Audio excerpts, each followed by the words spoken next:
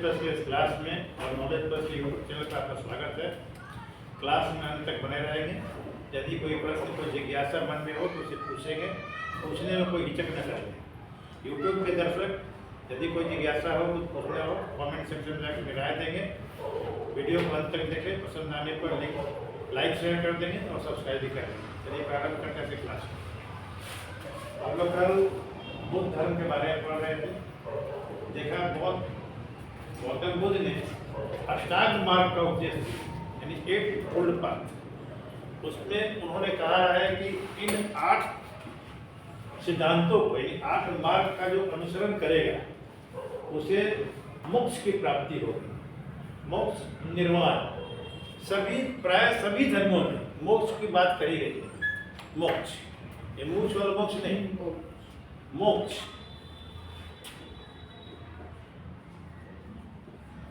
इसको निर्वाण भी कहते हैं, इसको इंग्लिश में साल्वेशन कहते हैं। लिख लो, साल्वेशन यानी मुक्ति, जन्म मरण से मुक्ति। लोग कहते हैं ना, हिंदू धर्म में 84 लाख योनि, या सभी धर्म जन्म पूर्व जन्म की बात करते हैं।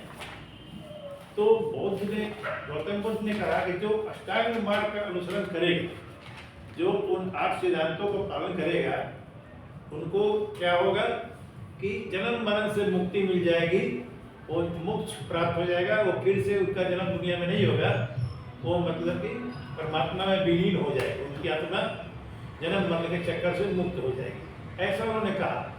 इनको जो उन 8 मार्ग का अनुसरण करेंगे, उनका पालन करेंगे तो 8 मार्ग जो है एक एक करके मैं एक्सप्लेन कर देते हैं। कल लिखवाए थे।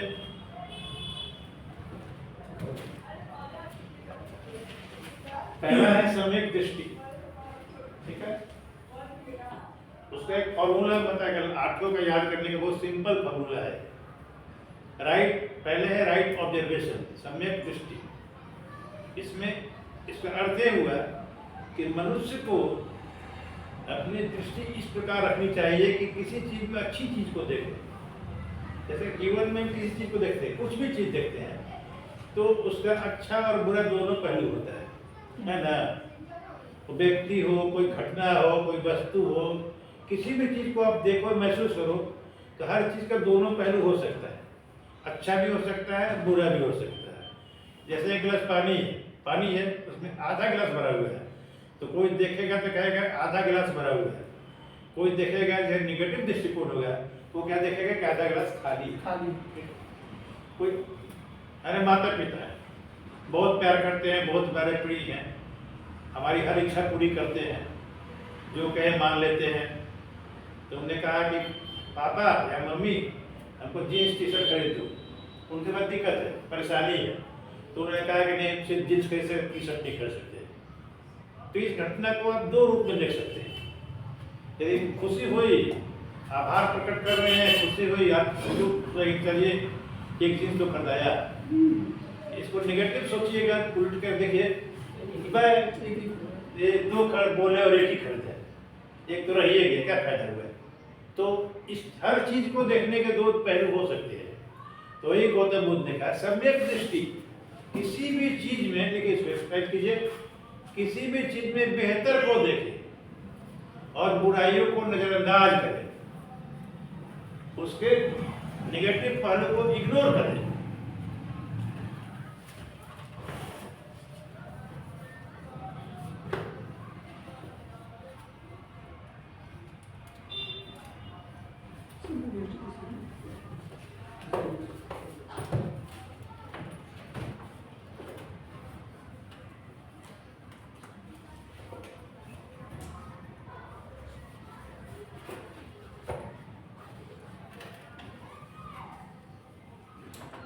Bluetooth mode.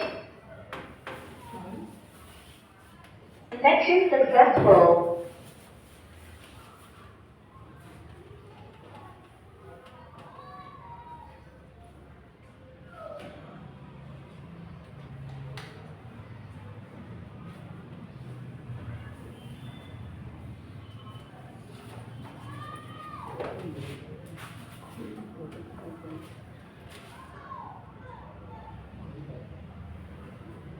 तो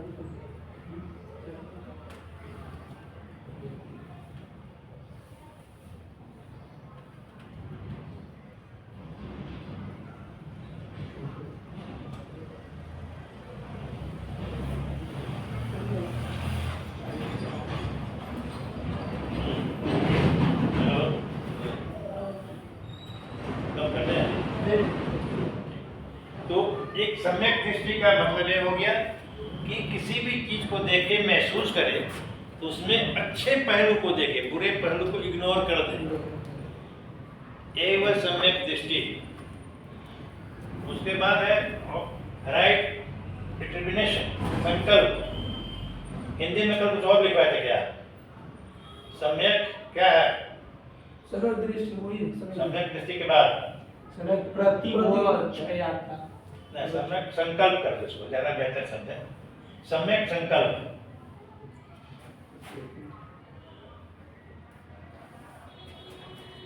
इसका यह अर्थ हुआ कि हम अच्छे कामों को करने, सकारात्मक कार्यों को करने का संकल्प करें।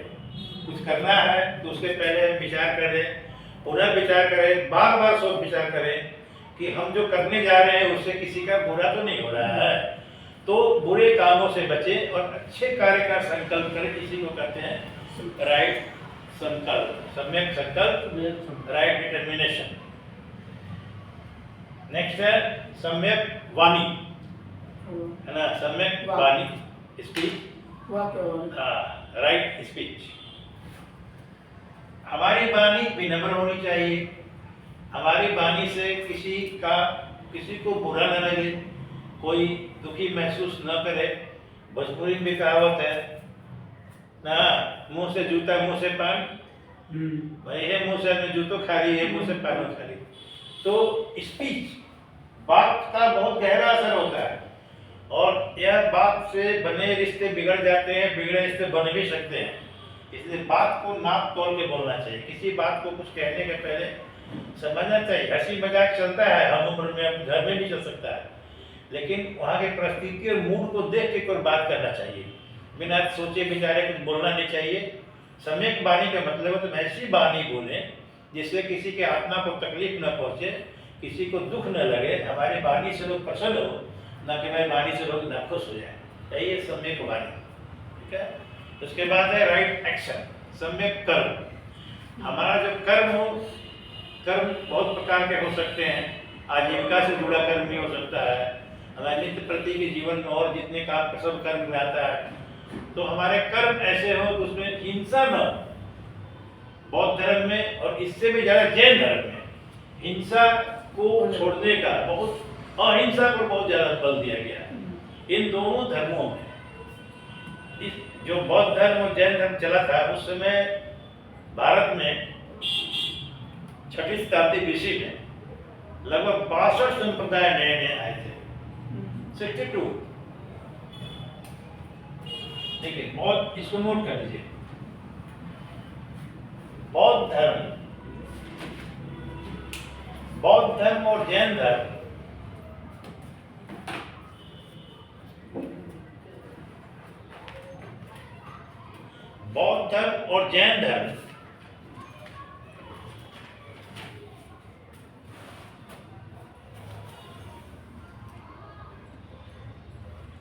का जब उत्थान हुआ था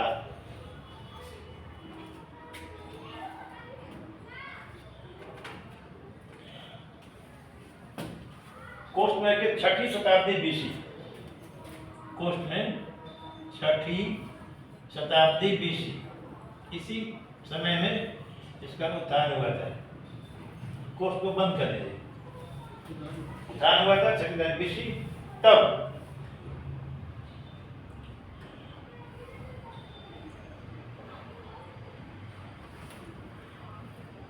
भारत में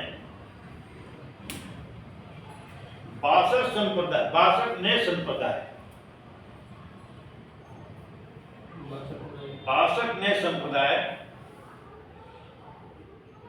की शुरुआत हुई। तब 62 नए संप्रदाय की शुरुआत हुई। इनमें बौद्ध धर्म था जैन धर्म, बौद्ध धर्म का जैन धर्म सबसे अधिक लोकप्रिय हुई, सबसे अधिक लोकप्रिय हुई।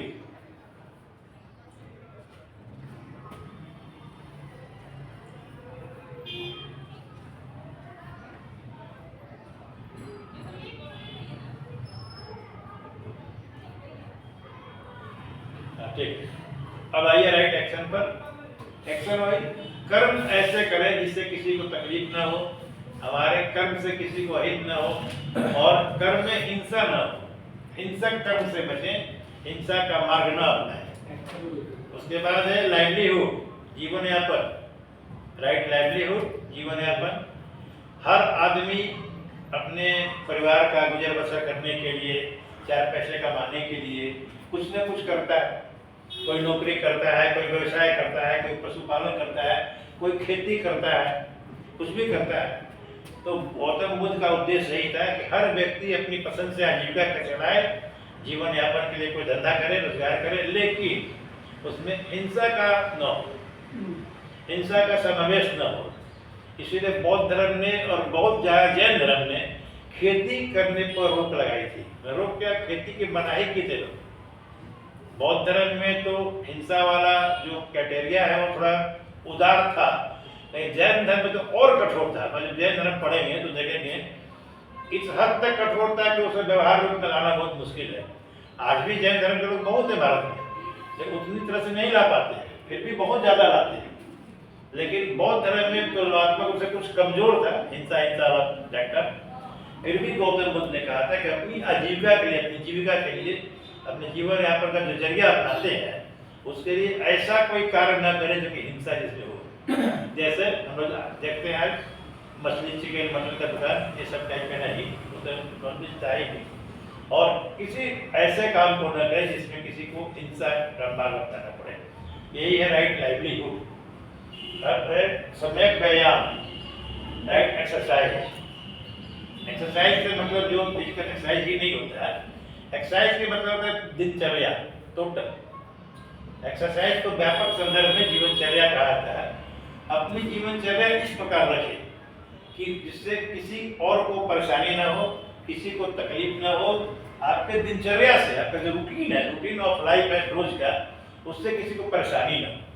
यही है राइट एक्सरसाइज। और उसके बाद है मेडिटेशन, सही तप। मेडिटेशन तप करना, मेडिटेशन मतलब दिमाग को कंट्रोल, हाँ, कंसंट्रेट करना, हाँ, कंसंट्रेट करना किसी पॉइंट पर, किसी बात पर ध्यान लगा के बैठ जाना।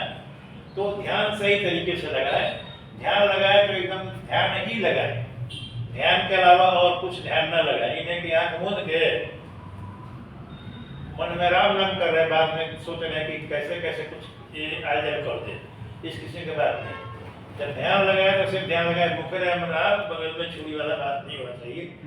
तो एक है ध्यान लगाए तो तप लगाए, पूरा एक केंद्रित होकर के अपने दिमाग को एकाग्रचित करके ध्यान लगाए, सही तरीके से तप करें, कंसंट्रेट करें। ध्यान लगाने में बहुत लोग ध्यान लगाते हैं जो कहते हैं कि आंख मूंदने पर एक प्रकाश दिखता है। आंख मूंद लीजिएगा तो अपने ध्यान को, दिमाग को कंसंट्रेट कीजिएगा, कल्पना में एक प्रकाश बिंदु दिखता है, उसी पर अपने दिमाग को फोकस कीजिए, वही ध्यान लगाना है। मेडिटेशन कुछ लोग करते हैं, अभी आज के ज़माने में बहुत से गुरु हैं कि न्यूज़ खोलिएगा, सॉरी टीवी खोलिएगा, मोबाइल खोलिएगा तो सैकड़ों गुरु पड़े हुए, सब किसी किसी ज्ञान बताते हैं। उसमें कोई गुरु अलग अलग किसी का तप के बारे में मेडिटेशन बताते हैं। एक बहुत सा मेडिटेशन होता है, एक ये भी होता है कि अपने घर में किसी दीवार या किसी बिंदु पर एक बिंदु कर दीजिए। पहले दिन थोड़ा बड़ा बिंदु कीजिए, उसी पर फोकस कीजिए, फिर इस बिंदु को छोटा कर दीजिए, उस पर फोकस कीजिए, अंत में एकदम डॉट पर आ जाइए और उसी पर अपने दिमाग को एकदम लगाए। अगर उसके अलावा कुछ मत देखिए, फोकस ऑन दैट पॉइंट। इससे क्या होता है, स्टूडेंट्स को पढ़ने में मदद मिलती है।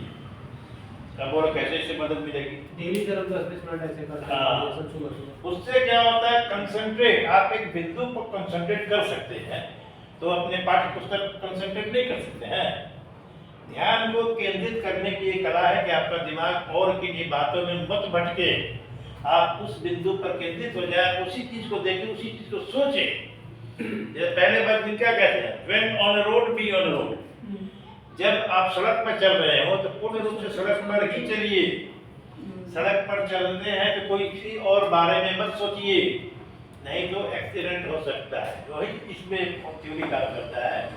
जिस बिंदु पर आप फोकस कर रहे हैं खुद को, चाहे वो जो भी काम हो, आप उस वक्त पूर्णतः उसी पर फोकस कीजिए। यदि आप पढ़ रहे हैं पढ़िए, पढ़ते पढ़ते मन भटक रहा है, उब रहा है, नींद लग रहा है, चाहे मन नहीं कर रहा है, तो ईमानदारी पूर्वक पुस्तक को बंद कर दीजिए, टहल लीजिए, चाहे कॉफी पी लीजिए, थोड़ा घूम लीजिए, उससे मिनट तक सो जाइए, लेकिन थक कर सोते हुए पढ़ने का कोशिश मत कीजिए।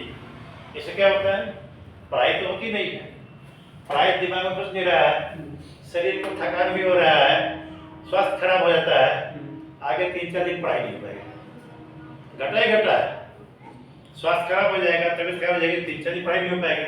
इसलिए उस वक्त उसको त्याग दीजिए, एक बार में एक ही काम को कीजिए, उसको पूर्णतः फोकस करके कीजिए।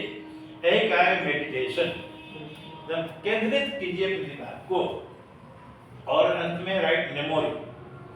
मेमोरी का मतलब होता है याद, स्मृति, सम्यक स्मृति। सम्यक याद वो क्या है कि जिंदगी में हर मोड़ पर, जिंदगी में बहुत बार ऐसे लोग मिलेंगे, ऐसी घटनाएं होंगी जो कि कुछ अच्छी होगी, कुछ बुरी होगी। गौतम बुद्ध कहते हैं अपने अनुयायियों को कि जो हमारे अनुयायी हैं, जो अष्टांग मार्ग को मानते हैं, उनके लिए मेमोरी के लिए यह उपदेश है कि वो जीवन में अच्छी बातों को याद रखें, बुरी बातों का सबक सीखें, नहीं बुरी बातों का किसी से प्रतिशोध न लें। जैसे एग्जाम्पल, आप दोनों दोस्त हैं, आप बीमार पड़ गए, इन्होंने बहुत सेवा की, बहुत सेवा की, सेवा से एक बात से आप ठीक हो गए, बने हो गए, ठीक है। फिर कभी आपको कुछ जरूरत पड़ गई, आप इसके पास गए, आपकी सहायता नहीं कर रहे, शरीर से, पैसे से, जैसे आप कहें, लेकिन आपकी सहायता करने में असमर्थ थे, इन्होंने असमर्थ व्यक्ति नहीं करता है, तो आपको यही आता है मेमोरी। आपको किस घटना को याद रखना चाहिए, अपने अच्छे अपने हुए और बुरे हुए दोनों। आपका अनुभव तो हुआ कि मैं बीमार था तो इन्होंने मेरी सेवा की, इनकी सेवा से मैं ठीक हो गया, मैं इनका आभारी हूँ।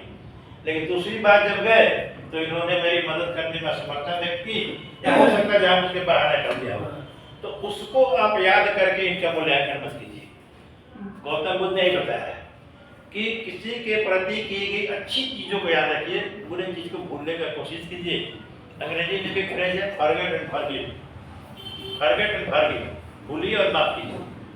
यही है सम्यक याद, यही है गौतम बुद्ध के अष्टांग मार्ग, एक कोल्ड पाथ। इन्हीं को जो पालन करे, इनका अनुसरण करे, तो बुद्ध के अनुसार उसको निर्वाण प्राप्त होता है, साल्वेशन प्राप्त होता है, उसको मोक्ष मिलता है, तो जीवन मरण के चक्र से मुक्त हो जाता है।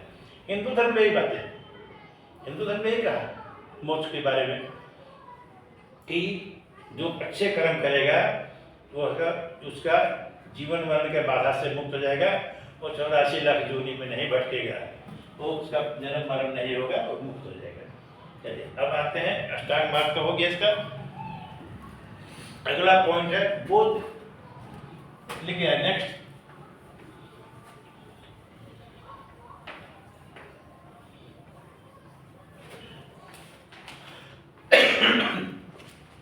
अष्टांगिक मार्ग के अलावा अष्टांगिक मार्ग के अलावा, ठीक है, अष्टांगिक मार्ग के अलावा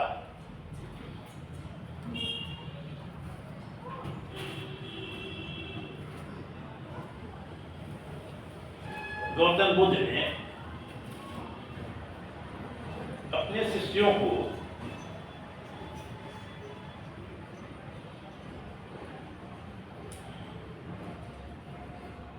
कुछ और शिक्षाएं भी दी जो निम्नलिखित हैं।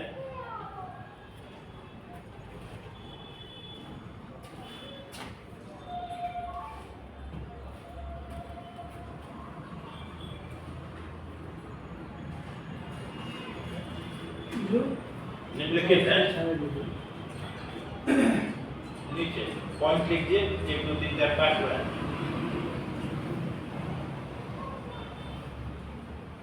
चोरी न करें,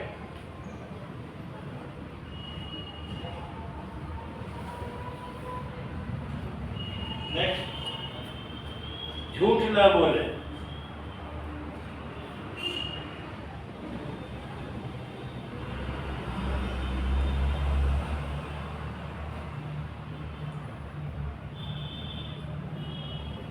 अहिंसा का मार्ग अपनाएं,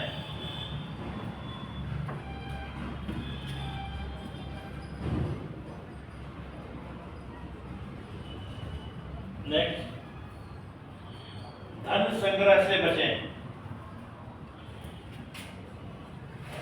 धन संग्रह से बचें,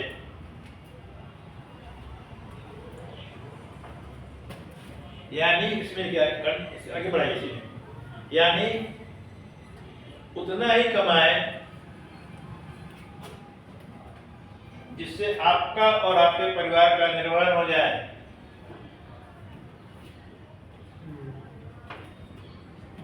आपका और आपके परिवार का निर्वहन हो जाए।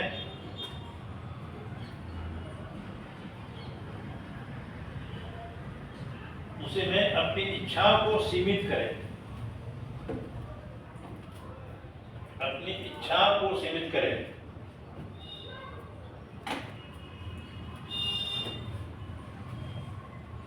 उसी में बुद्ध के अनुसार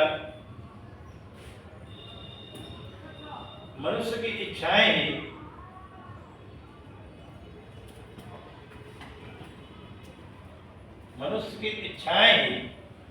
उसके सभी दुखों का कारण है।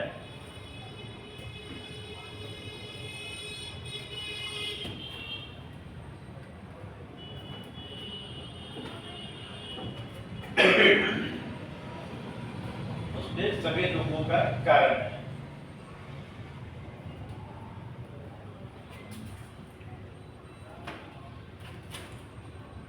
नेक्स्ट 5वां,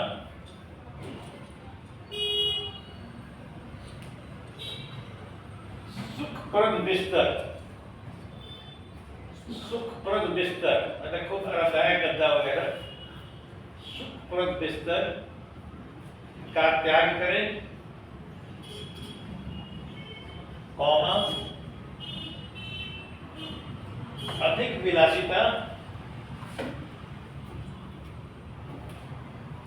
विलासिता से बचें, मतलब पूरा लग्जरी लाइफ न जिए, विलासिता से बचें। इसी में कंटिन्यू कीजिए। बुद्ध ने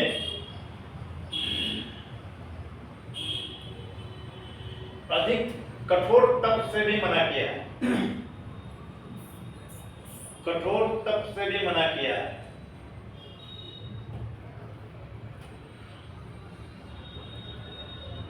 उनके अनुसार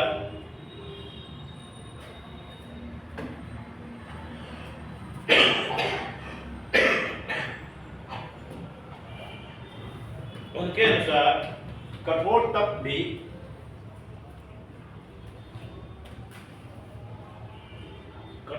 भी उचित नहीं है।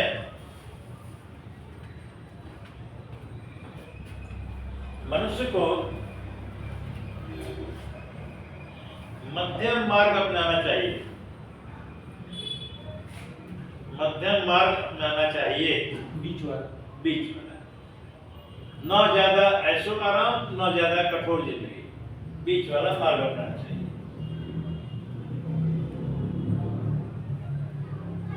नीचे पैरा चेक कीजिए। प्राय सभी धर्मों में यही उपदेश दिया गया है।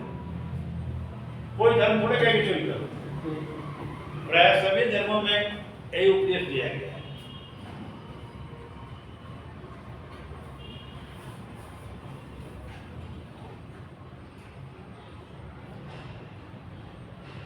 अब लिखना बंद करिए।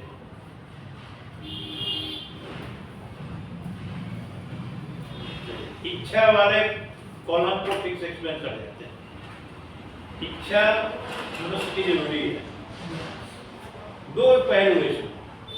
इच्छा न हो मनुष्य का तो जीने की इच्छा ही खत्म हो जाएगी ना। जब कोई इच्छा ही ना हो, जीवन का कोई उद्देश्य ही नहीं हो, तो मनुष्य जिएगा क्यों? सिर्फ खाने सोने का पैदा नहीं हुआ है, जरूर इच्छाएं होगी, लेकिन बुद्ध के अनुसार होगा कि इच्छाओं को सीमित कीजिए, इच्छाएं उतनी ही रखिए जिससे आपका काम चल जाए। अब सवाल होता है किससे किसका कितना काम चलता है। इच्छाओं उस जमाने में, जब वो जमाना था भौतिक साधन नहीं थे, बहुत कुछ चीज़ें नहीं थी, नौकरी रोजगार की आवश्यकता नहीं थी, मतलब कि बहुत कम थी, इच्छाएं चलती थी। आज के जमाने में कहते धन संग्रह मत करो, धन संग्रह ना करो तो घर में कोई पूछेगा नहीं ना। किसी का पिता मर जाए, एक पैसा न छोड़े, दुनिया में कर्ज कर जाए, तो उसका संतान उसको गाली दे रहे, तो गौतम बुद्ध धन संग्रह न करे। तो जितनी भी शिक्षाएं होती उस समय के कालखंड में, उस समय की परिस्थितियों के अनुसार हो सकती हो, सही हो, उस जमाने के हिसाब से सही हो, आज वो लागू करने की आवश्यकता नहीं है। आज फिर भी हो गया कि एक्सेस इज वेरी बैड, हमेशा जो अति होता है वो खराबी होता है। दास के संदर्भ में इसको ऐसे कहा गया है कि अनावश्यक इच्छाएं न करें, अनावश्यक इच्छा न करें, उतना ही इच्छा करें जो कि हमारी आवश्यकताएं पूरी हो जाए और कुछ हो जाए भविष्य के। हाँ, संतोष हो जाए। इसमें एक एग्जाम्पल लेते हैं। जैसे मान लीजिए कोई व्यक्ति राजनीति में गया, राजनीति में जाकर के वो मुखिया बन गया। एग्जाम्पल, मुखिया बन जाएगा तो उसके मन में क्या जिज्ञासा होगी? बहुत छोटा पद है, एक पंचायत के हेड है, विधायक बन तो बड़ा अच्छा था, तो पूरा एक बड़का क्षेत्र मिल जाता है। मान लीजिए विधायक बन गया, तो सुबह विधायक कोई पद है, एक संसद के अंतर्गत कितने विधायक होता है, तो सांसद ठीक था, सांसद बन जाए, वह सांसद का 543 उसी में हमें वोट देने का पद हमको मिल गया। अब मंत्री बन जाना ठीक था, चाहे मुख्यमंत्री बन जाए ठीक था, वो भी बन गया, तो वह मुख्यमंत्री के पद है, तो मैं प्रधानमंत्री जब मंत्र ना देता है ना, पीएम में ठीक है, पीएम बन जाए। मान लीजिए भारत का प्रधानमंत्री बन गया, तो प्रधानमंत्री भारत सोचेगा बहुत समस्या है, अमेरिका का राष्ट्रपति जब तक जाता है ना, अमेरिका के राष्ट्रपति की बात सुननी पड़ती है, वो पता है ट्रम्प टेस्ट करता है, राष्ट्रपति बन मिल जाए तो अच्छा होता है कि पूरे दुनिया का राष्ट्रपति बन जाते हैं। तो इच्छाएं तो कभी किसी की खत्म ही नहीं होती है, इसलिए व्यवहारिक इच्छा रखें और उसे प्राप्त करने के लिए प्रयास करें, अनावश्यक इच्छा न करें। इच्छा।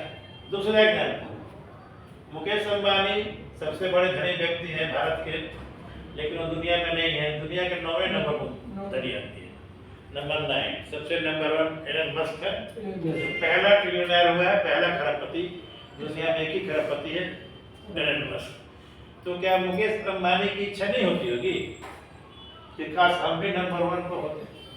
ऐसा कहा जाता है कि इतिहास में कि एकमात्र खरबपति मुकेश अंबानी हुए हैं, एलन मस्क का नाम कहा जाता है, तो उनकी भी इच्छा होगी। तो इच्छाओं का तो कहीं अंत है नहीं, इसलिए गौतम बुद्ध के उस वक्त की कहानी तक से इच्छा का अनुसार इच्छा को उतनी ही रखिए ताकि वो आगे बढ़ने को वह इच्छा हमारे दुख का कारण बने। क्योंकि गौतम बुद्ध के उद्देश्य पूरा गौतम बुद्ध जीवनी पढ़ लीजिएगा पूरा कंप्लीट, उसमें एक ही लाइन का निचोड़ है कि मनुष्य की सब दुखों का कारण इच्छा ही है, जितना इच्छा को फैलाएगा उतना दुख बढ़ता है, इसलिए इच्छा को चलिए। गौतम बुद्ध का बिहार से जुड़ाव यही है कि गौतम बुद्ध को ज्ञान प्राप्ति बोधगया में हुई। उन्होंने अपने शुरुआती जो उपदेश दिए वो साधना में दिए, पहला उपदेश, और उनका कार्य क्षेत्र जो था पूर्वी उत्तर प्रदेश और बिहार, इसी क्षेत्र में पहले शुरू में काम किए थे। बाद में उनका कार्य क्षेत्र बहुत बढ़ गया और धीरे धीरे बौद्ध धर्म जो था वह दक्षिण पूर्व एशिया, श्रीलंका और आजकल तिब्बत, चाइना, इन सब देशों में, एशिया में ही मुख्य रूप से फैला, लेकिन धीरे धीरे भारत से खत्म किया। तो अगले क्लास में हम देखेंगे कि भारत से बौद्ध धर्म खत्म क्यों हुआ। ये हिस्ट्री के चैप्टर है, बिहार से कोई संबंध नहीं है, इसलिए बिहार के संदर्भ में जीके के चैप्टर से बौद्ध धर्म का समाप्त करते हैं, बौद्ध धर्म समाप्त करते हैं। हाँ, इससे अब तक के टॉपिक जो समस्या को जो सवाल हो वो पूछ सकते हैं। चलिए स्टार्ट योर क्वेश्चन। यदि कोई प्रश्न है दिमाग में गौतम बुद्ध और बिहार से संबंधित, अभी हम लोग हिस्ट्री में जब गौतम बौद्ध धर्म पढ़ेंगे तो और विस्तार से पढ़ना पड़ेगा, वो अलग बात है। अभी बिहार हम पढ़ रहे हैं, बिहार का इतिहास पढ़ रहे हैं, तो इतिहास से उन्हीं पहलू को टच करेंगे जिनका बिहार से संबंध हो। अब बिहार का इतिहास टॉपिक को डिस्कस करते हैं। गौतम बुद्ध मौसी दिखता है कई बार इस तरह मुझे। गौतम बुद्ध का जो थे ना गौतमी, उनके कहीं मौसी, कहीं आंटी, कहीं माँ, सौतेली माँ, ये ऐसे ऐसे आते हैं। इंग्लिश में एक वर्ड होता है आंटी। हाँ। आंटी का बहुत सारा अर्थ अपने आप में होता है। आंटी का अर्थ मौसी भी होता है, आंटी का अर्थ चाची भी होता है। हाँ, सौतेली माँ नहीं होता, लेकिन सौतेली माँ शायद नहीं थी। अब सौतेली माँ इस नाते लोग इतिहासकार लिख दिया कि जब सुद्धोधन की पत्नी मर गई, गौतम बुद्ध की माँ मर गई, तो उनकी मौसी वहीं रह गई। तो रह गई तो कुछ इतिहासकारों के मन में दुविधा थी कि शायद सुद्धोधन ने फिर से उसे शादी कर ली थी। तो यदि उस मौसी यदि मान लिया उस मौसी से सुद्धोधन के मतलब सिद्धार्थ के पिता ने शादी कर ली तो दोनों हुई ना, मौसी भी हुई, सौतेली माँ भी हो गई। इसलिए कंफ्यूजन, गलती नहीं है। इतना ही है कि गौतम बुद्ध के और सिद्धार्थ के माँ की बहन थी, इसमें कोई शक नहीं, चाची नहीं थी। कि सुद्धोधन के किसी भाई को उल्लेख नहीं करता, तो भाई की पत्नी नहीं थी। आंटी मौसी को भी, हाँ मौसी को भी आंटी कहते हैं इंग्लिश में, इसलिए आंटी कह सकते हैं।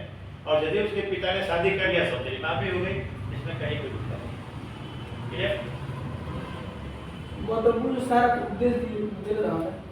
मतलब कौन भाषा में क्या दे रहा है? अच्छा, ये देखिए छूट रहा है। चलिए, बुद्ध के सभी उपदेश, बहुत अच्छा प्रश्न बोले। बुद्ध के सभी उपदेश उस समय की प्रचलित भाषा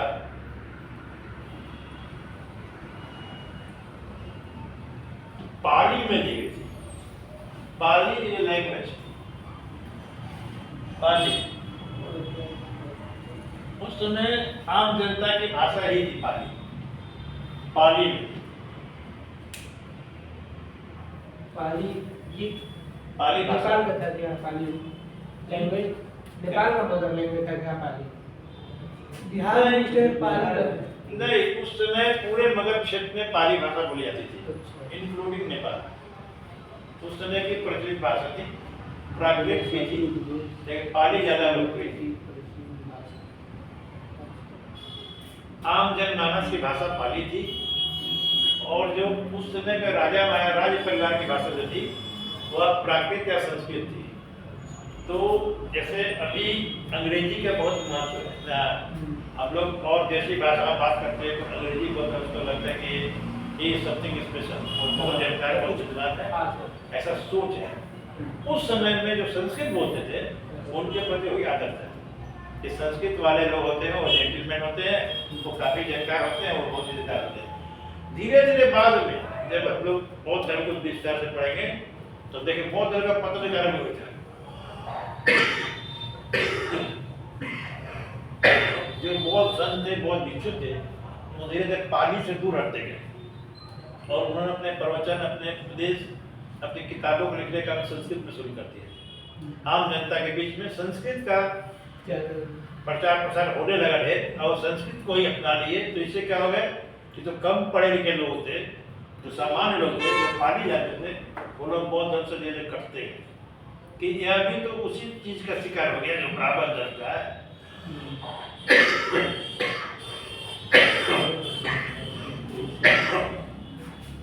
में ध्यान देना है कि बौद्ध धर्म का विकास जो हुआ था, बौद्ध धर्म की वृद्धि हुई थी, वो ब्राह्मण धर्म पे कीमत पड़ी हुई थी। गौतम बुद्ध खुद क्षत्रिय थे, कहने की ज्ञान प्राप्ति के पहले वो उनका परिवार पूरा हिंदू धर्म का ही था। उनके जितने अनुयायी हुए वो भी हिंदू धर्म के थे। अधिकांश वो लोग हुए जो गैर ब्राह्मण थे। अभी भी जितने बौद्धिस्ट मिल जाएंगे जहाँ था अभी, वो यदि हिंदू कन्वर्ट हुए हैं तो ब्राह्मण शायद नहीं है। ब्राह्मण धर्म में क्या था, धार्मिक कार्यों में, बड़े बड़े धार्मिक कार्यक्रमों में महिलाओं को प्रवेश नहीं था। महिलाएं पुरोहित के काम नहीं करती थी। तो एकाध अपवाद मिलते हैं, लेकिन आमतौर में महिलाओं को महत्वपूर्ण जगहों से दूर रखते थे। शूद्रों को, पिछड़े जाति के लोगों को, गरीब कमजोर वर्ग के लोगों को सेवक के रूप में काम करते थे, नहीं पुरोहित या प्रमुख के रूप में काम नहीं करते थे। तो लोग संतुष्ट थे, वही लोग बौद्ध धर्म में गए। बौद्ध गौतम बुद्ध ने स्त्री पुरुष, गरीब अमीर, ऊंच नीच जात के आधार पर छुआछूत नहीं किया। उन्होंने अपने संघ में, अपने मठ में, अपने धर्म में सबको समान अवसर दिया और समान प्रतिष्ठा दी। बौद्ध धर्म के 3 रत्न, ये भी चुका था। बौद्ध धर्म के 3 रत्न माने जाते हैं, बुद्ध,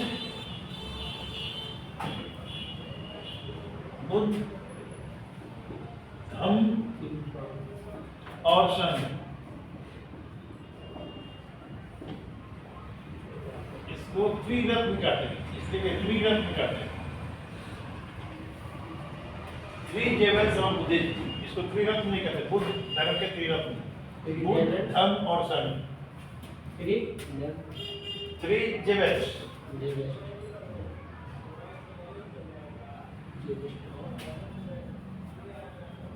या जेम्स ऑफ बुद्धिज्म, त्रिरत्न। ये क्या क्या है? बुद्ध तो खुद बुद्ध का मतलब कि जो उनके अनुयायी थे वो बुद्ध में विश्वास करें, बुद्ध की महानता, बुद्ध के ज्ञान, बुद्ध के पर जो ट्रस्ट है, विश्वास है, उस पर प्रश्न न उठाए, बुद्ध पर विश्वास करें, बुद्ध को माने, बुद्ध में अपनी आस्था रखें। जो ये बुद्ध। धम्म, जो बुद्ध ने उपदेश दिया, जो धर्म का प्रचार धर्म बनाए, जो अष्टांगिक मार्ग थे, जो उपदेश थे, उनके सिद्धांत थे, उनको वो मतलब धर्म का पालन करें। संघ व्यवस्था थी, बुद्ध संघ, वो संघ के नियम कानून थे। तो विनय पीटक, सूद पीटक, ये सब अभी है, वो अलग चीज है, बाद में पढ़ा जाएगा विस्तार से ग्रंथ में। बुद्ध साहित्य का अलग से। तो संघ के नियम को माने, संघ के जो कायदे कानून है, संघ में जो परंपराएं हैं, संघ के जो उद्देश्य है, संघ के जो नियम है, उनको पालन करे, वो उद्देश्य को पूरा करे।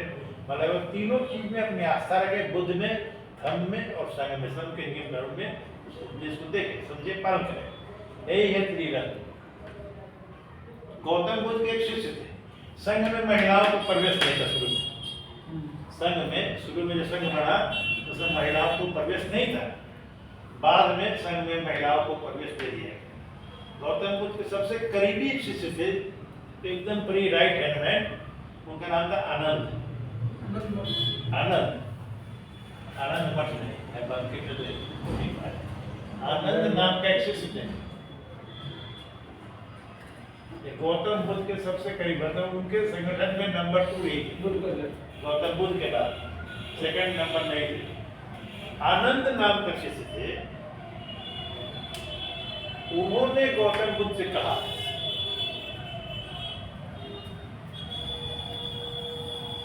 बुद्ध संघ में गौतम बुद्ध के बाद सबसे महत्वपूर्ण व्यक्ति आनंद थे।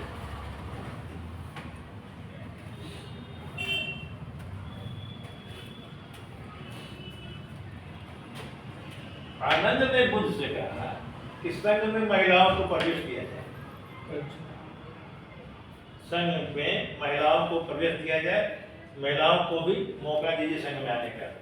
तो गौतम बुद्ध ने बोला कि नहीं, महिलाओं को प्रवेश देना उचित नहीं है, महिलाओं को बौद्ध संघों में अनुमति दिया जाएगा, तो इससे आचरण संबंधी भ्रष्टाचार फैलेगा और जो बुद्ध, जो भिक्षु हैं, वो भ्रष्ट हो जाएंगे, अनुशासनहीनता होगी, इसलिए महिलाओं को संघ में प्रवेश न दिया जाए।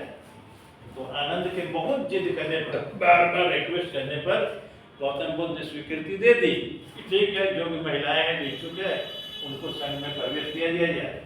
लेकिन ये याद रखो कि संघ में यदि महिलाएं आएगी, बुद्ध संघों में महिलाएं आएगी, तो बौद्ध धर्म का 500 वर्षों में पतन हो जाएगा। 500 वर्षों में पतन हो जाएगा। सही में 500 वर्ष से 1000 वर्ष के बीच में पतन हो गया। भारत में 1100 एडी आते आते बौद्ध धर्म पूरी तरह से लुप्त हो गया और 500 वर्षों के बाद ही क्षरण शुरू हो गया। कोई चीज संस्था धर्म कोई परंपरा धीरे धीरे पतन होता है, एक साथ अचानक पतन नहीं होता है।